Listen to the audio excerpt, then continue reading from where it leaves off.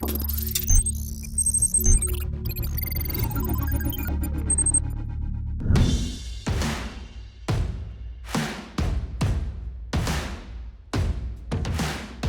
me today, I have not one but two of one of the most anticipated cars of the year. It's funny how I use that so often these days because that's where the market is. Anything new is what excites this otherwise very depressed market. The Kia Seltos is the beginning of a new chapter in many ways. Of course, Kia's first product for India, so a new brand, but also in many ways a car that's setting brand new benchmarks in the compact SUV segment. We will now tell you just why.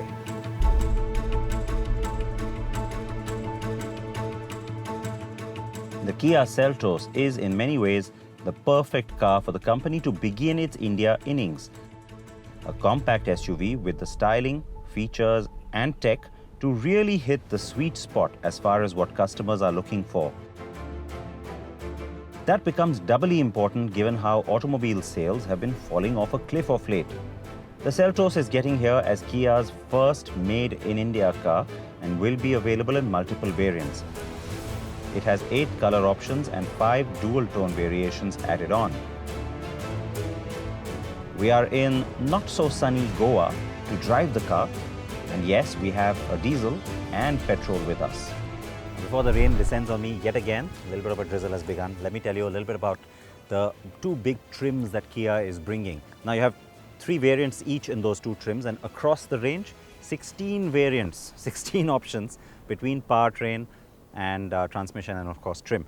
So this is the Techline, and this is of course the top end version of the Techline. So you get all the bells and whistles on it. And the big differentiation between this and this car, which is the GT line, well, the GT line is the one that has certain visual embellishments which are a little sporty. So you got the GT line badging up here, which is, of course, remember Kia's sporty badging for its products globally. You've also got the red stripe and the scuff plate element that's been put into this bumper, again, to give the car a little bit of a sporty stance, different appeal to this one. As you can see, that's the one big difference. You don't have that element here, and it's trying to be a little bit more classy and upmarket as a result. The grille, though, with its textured chrome and that pattern in here is the same on both the cars, as is the little lighting element that you see running all the way out to the DRL. Now this is the parking light, so you'll see the long LED stripe light up only at night. The regular DRL, if you will, is just this element, the heartbeat, and of course the full LED headlamp cluster on the top end car. That again is the same on both cars. So having that little extra stripe running into the grille, it's going to be a great signature for this car. You'll straight away recognize it coming down the road. The other differences between the two in terms of the Tech and GT line, well, you've got the little red elements again, the hubcap and the red brake calipers up front, different alloy pattern which is 2-tone. On the Tech line you can see it's also a smart alloy pattern, but it is of course very different. Along the side, I have to say the 7 DCT badge is kind of loud and, well, kind of reminds me of another car that claims to have internet inside, but I'm not going to go there right now. You've got the red stripe along the side as well. I have to say it would look better on, in fact, I almost wish our white car was GT line and the red one was Tech, so you could really see those red elements pop out. Would look better on some of the other colors. GT line badging at the back as well, and the TGDI badge here tells you that this red car is the 1.4 petrol. Now, a little bit of that sporty element in that bumper again with the red stripe, of course. That's pretty much where the GT line elements taper off. The other thing I have to point out to you though is this one's of course the diesel, remember. The Bharat Stage 6 or Bharat 6 badge that's back here. Now that one's pretty relevant because unlike many other manufacturers who are claiming to be BS6 ready, Kia says there's a distinction. These cars are BS6 compliant from day one, but they'll also still run on the current fuel that's available without a problem. It claims that it's done a lot of extensive testing. Should be no issue driving these cars from day one.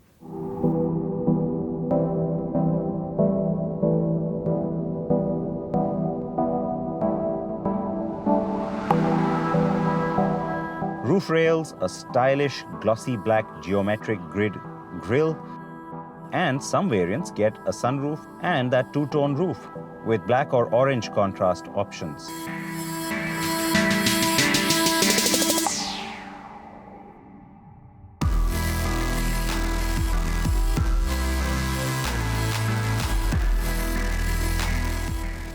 The cabin on the Seltos is going to impress you for a couple of reasons. One, that it brings in, of course, a fresh appeal in terms of styling, in terms of layout, in terms of some of the features and functions and gadgets, for sure. But two, because it will also set new benchmarks for this segment, and that's going to be something that the competitors are going to have to really bring, because yeah, this takes things up quite high. A nice display for the climate control system, kind of blends in beautifully. You've got a good sense of materials and plastics here. Huge 10.25-inch screen, and Apple CarPlay, Android Auto are standard on that, so that's nice. And of course, you've got the navigation with the map. Nice full view. You can have a split view as well. Let's go back to the home screen.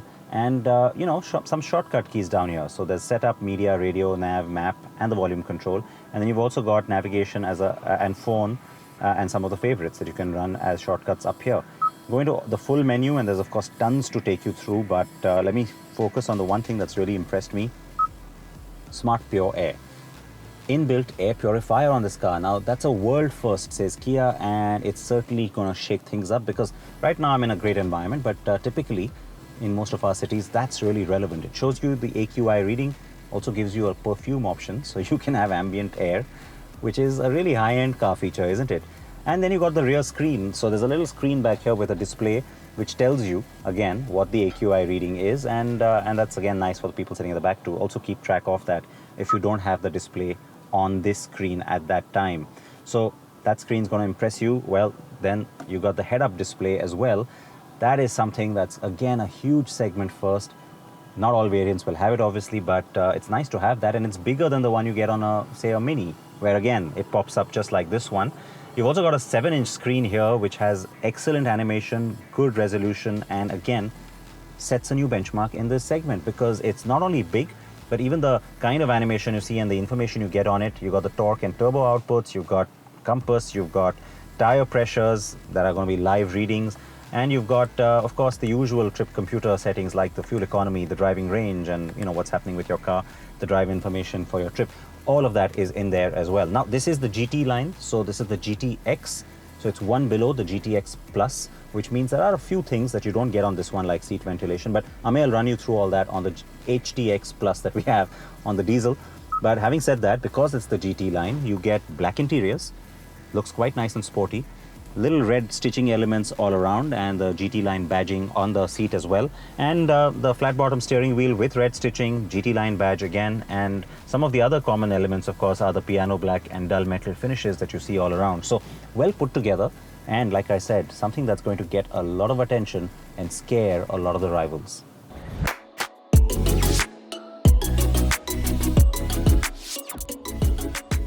Yes, are you now understanding why we believe this car will establish new benchmarks in the segment? The Renault Duster and Captur, Mahindra XUV 500, Tata Harrier, MG Hector, and even the darling of the segment, the Hyundai Creta and the upcoming Maruti XL6 will all seem a little dated or inadequate by comparison. If looks and features weren't enough to floor you, the drivetrain options will. The Seltos has 2 petrol and 1 diesel option from word go. And as I already told you, they're all BS6 compliant.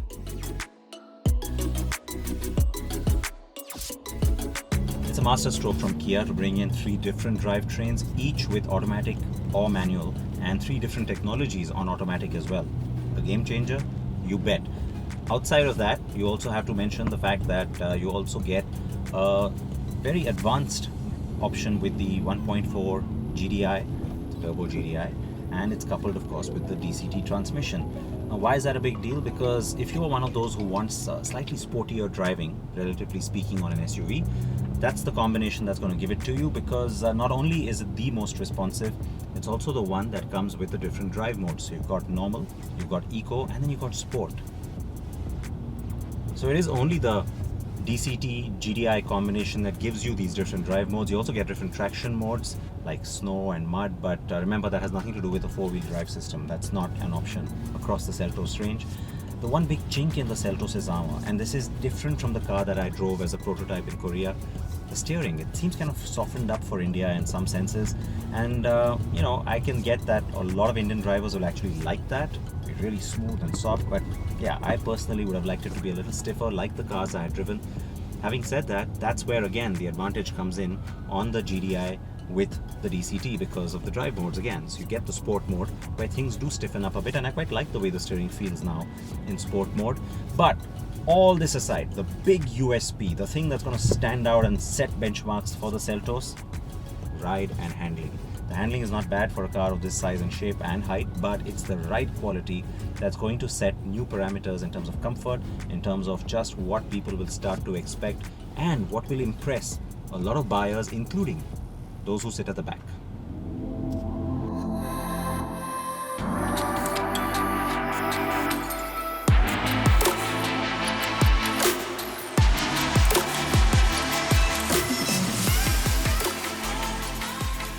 So the ride quality will be this car's hallmark. The 1.4 GDI has a claimed mileage of 16.5 kilometers per litre for the automatic and 16.1 kilometers per litre for the manual. The Seltos also gets a 1.5 litre petrol with 113 bhp, and this gets the option of a 6-speed manual or a CVT auto gearbox. We've not tested that car, but it is a tried and tested motor from the Kia Hyundai family. Claimed mileage on that comes in at 16.8 kilometers per litre for the auto and 16.5 for the manual. The car's diesel avatar next, and Ameya has been busy driving that, so over to him now.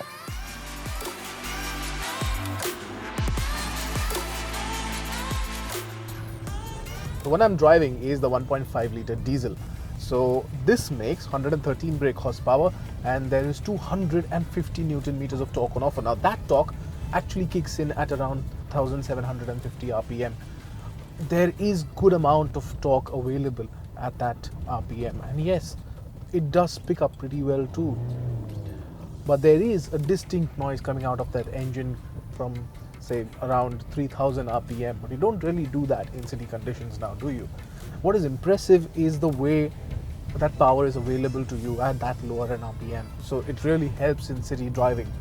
What is of note here though is that clutch. Though light, the travel is pretty long, and that is why you don't enjoy driving this one really. But that light clutch does make a difference. But the gear shifts are really nice, flick of the wrist, and the gears are changed. Exceptionally good job here done by Kia, and overall ride and handling is pretty much the same as the petrol. So a big thumbs up on the diesel engine, especially because it has a good grunt and power and torque available for you. The Seltos is loaded to the gills with equipment. While we do expect some base versions, most buyers are likely to opt for the better equipped models. I already showed you the GT line's cabin. Now let's see the Techline 2, shall we? And as promised, the top spec as well.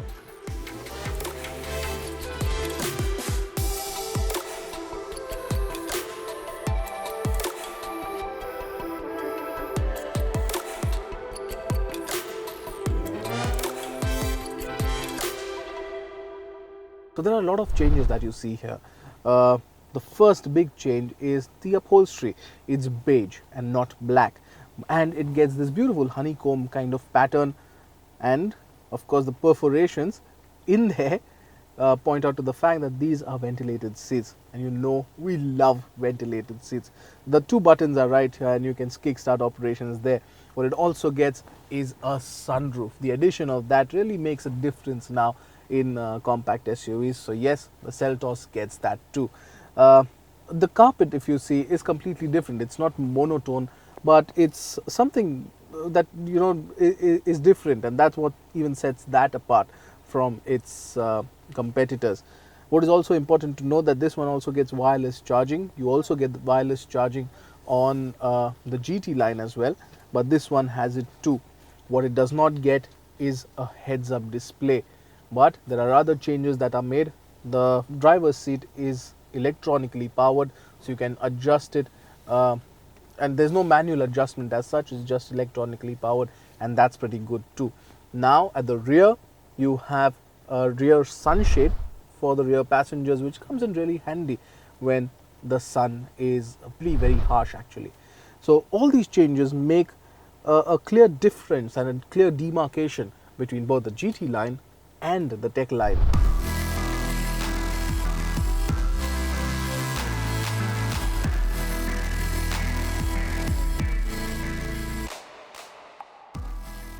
Well, to be fair, some of those distinctions are also based on the variant level and not just the Tech or GT line. It doesn't come as a surprise that the Seltos SUV is a connected car, and yes, it gets UVO.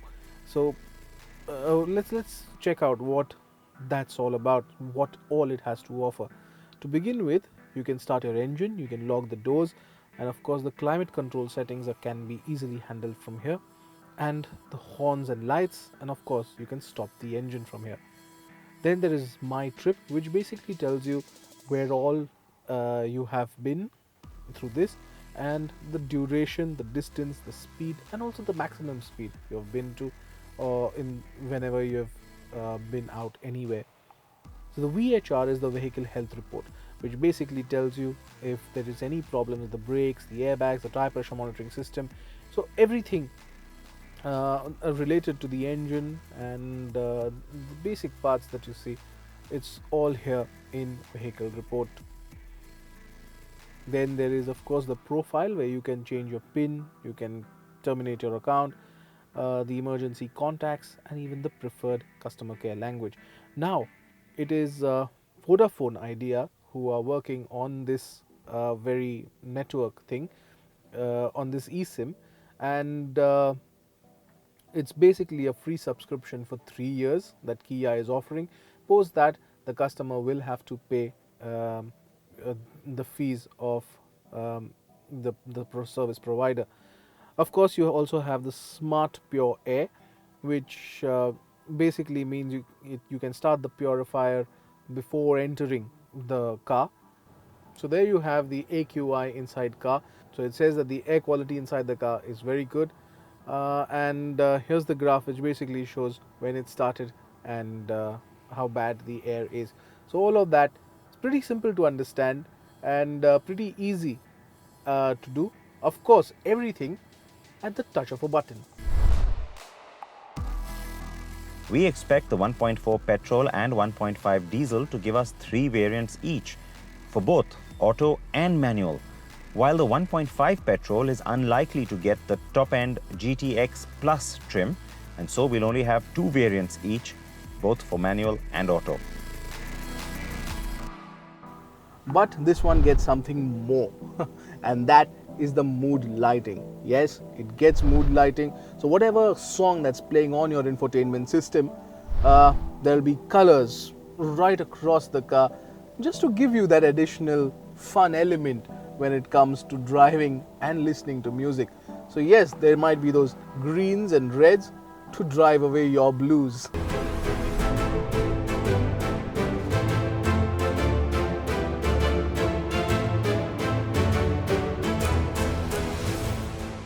Some of what you see is what you'd usually find on a premium or luxury brand car.